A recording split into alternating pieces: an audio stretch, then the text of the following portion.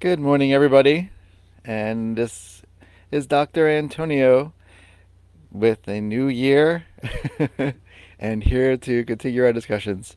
Sorry I missed you guys last week. Just took some break, some pause, went inward as the season invites, especially during the holiday season and at the end of the year. And now it's 2021 and a new year, a new chapter, a new affirmation for ourselves. Not so much an intention, because we can always do intentions every morning when we wake up. It doesn't require us to start the New Year's intentions on the first day of the new year. Although it's a nice ritual, and some people really enjoy that, so by all means.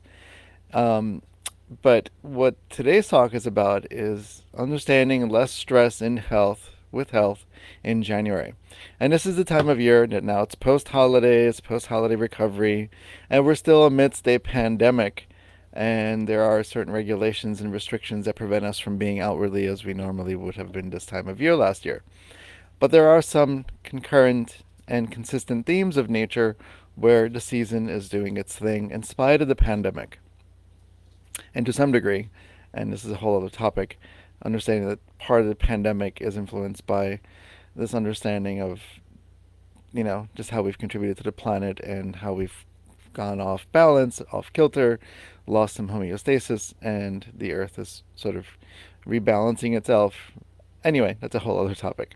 So, most importantly, since I offer Ayurveda as a primary means for health and well being, let's talk about this less stress in this time of year. So, post holidays, January, some things that are common this time of year are dryness and heaviness, and also seasonal affective disorder, which tends to be an influence based on less reduction in vitamin D and less sun exposure.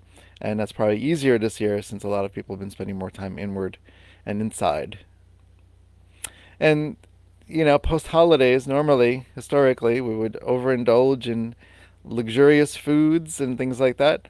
And maybe that might have been a little bit less because the gatherings were a lot less this year and the numbers were limited as far as how many people you can gather with and things like that.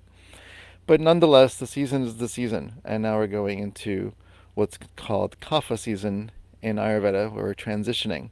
And this month, generally, is the window, one of the three windows, being January, May, and September, where we're transitioning from one aspect of the season and climate to the next one, and we're getting into colder, drier, and heavier times of year where we might see more snow, especially here in New England.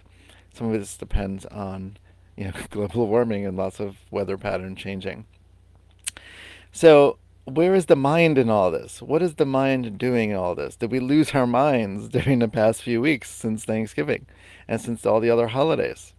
And how do we regain ourselves? Because now we are definitely in the bosom of the quietude of the season, although it's after December 21st and we have increasing sunlight each day again, which is great.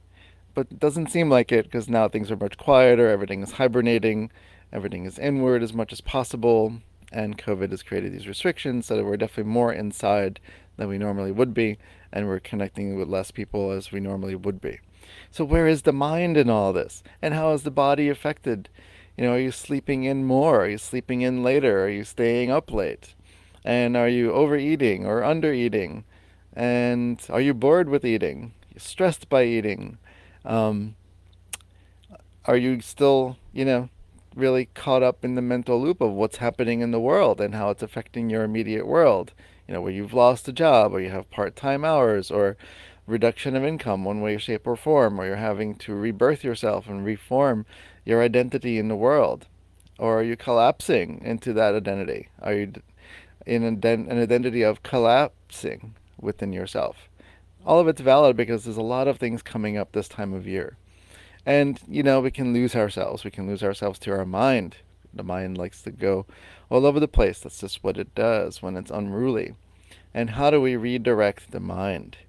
It requires an ongoing, daily, committed dedication to the process of redirecting the mind as much as possible to something that's going to produce a positive outcome in each day. Something small, something big, whether You baked a new recipe, or you decided to go back to school to learn something else, or something to redirect the mind versus fall into this sort of tumultuous process the mind can go in a downward spiral, like going down a rabbit hole.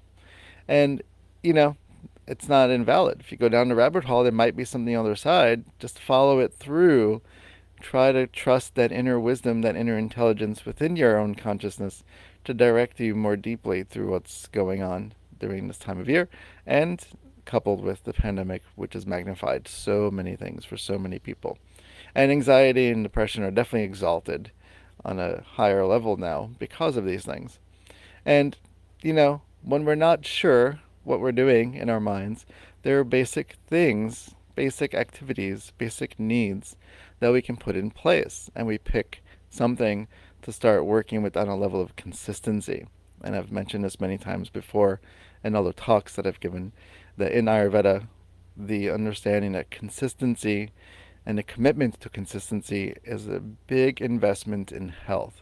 And the outcome will be a more positive and desirable outcome for our health and well being. So, whatever little bit we can contribute in that direction will help in the long term. And right now, we shouldn't even be so worried about the long term because there's so much unknown. And that's just in general in life, in spite of the pandemic. And what do we know today? Well, we know some aspect of food has to be ideally added to our regimen.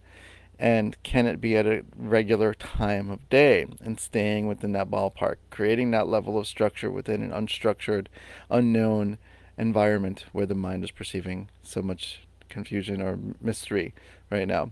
And it can be disconcerting for some people more than others.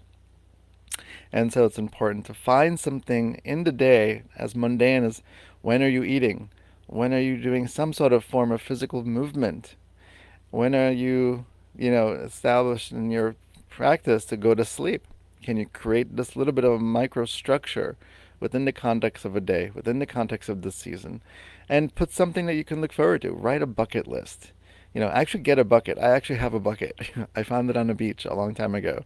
It was pretty cool. It's a very red bucket. It was very amazing and serendipitous, I think, and it's red. And red is always a color that calls to all of us. Have a bucket, get a piece of paper, roll up something you'd like to do today, something you'd like to do this week, this month, this year. Roll it up and toss it into the bucket list. Have some sort of goal, no matter how simplistic it might be, and include whatever you've been wanting to do for a long time that you've never thought of before, because now there's probably more time for some people, unless you're on the front line and you're overworking and you're really stressed and that's all you're doing. Then for those individuals, I highly commend you and hope that you find some way to pause and still yourself in some context of your day or your week to support your health and well-being, also so that you don't overstress and strain, because we need you guys. And from the Ayurvedic perspective, we all serve a purpose on this planet. So we're invited this time of year to go inward normally and exponentially because of this COVID situation, to reevaluate ourselves and look at ourselves and see what are our possible contributions that we can offer to the world, no matter how small, no matter how big, and just keep it going. And it's day by day, and it's being present. And all these things you can do, and all the things that you do will help you feel something moving. And it might be slow, but it's still keeping it moving day by day by day as much as possible. Set goals for yourself. Set a goal every day. Set a goal today that every day this week you're going to set a goal. It could be something very simple. And, watch your health. Your body will produce symptoms, and its way of communicating to you that something is off kilter, something is out of alignment. And the body never lies. It tells you a symptom. That's the symptom.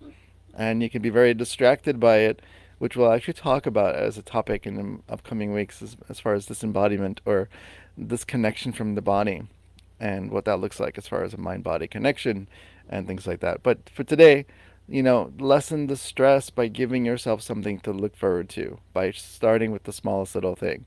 Your eating practice, your sleeping practice, potential exercise practice, no matter how small or simple. There's YouTube, just Facebook. There's so many people offering so many great things. I offer 2 times a week, Tuesdays and Fridays, 8 o'clock a.m. Eastern Time, yoga morning classes that are integrated with the Ayurvedic scientific principles to create a whole holistic experience. Find someone like me in your neighborhood, in your area, and in your community to support you as a health and wellness provider, and allow them to supervise you, basically. And it's good to have someone that's sort of like a coach, someone that's going to inspire you and each time invite you to a deeper level with yourself. And I know finances can be tough, and I'm sure, some practitioners, such as myself, offers discounts and package plans, and sometimes a case-by-case sliding scale that's available to make it available, because really, in all our deepest levels of heart intentions as practitioners, we want to help. This is why we learn these things, because we're integrating these things into our lives, and we want to offer this to you because it should be available to you. We should all have access to amazing health and well-being and manage the day-to-day trifling context of the mind, you know. So this is my invitation to you. It's the beginning of the new year, not a New Year's intention, but just a reaffirmation of things that we can keep doing during this time of year as the clock continues to move forward. Let's move forward together. I support you all. I'm here in service of community, and I look forward to hearing from you. And I will see you all next week, and if not sooner in the yoga class, and if not sooner in my office as a patient of mine. Have a great day, and here we are together.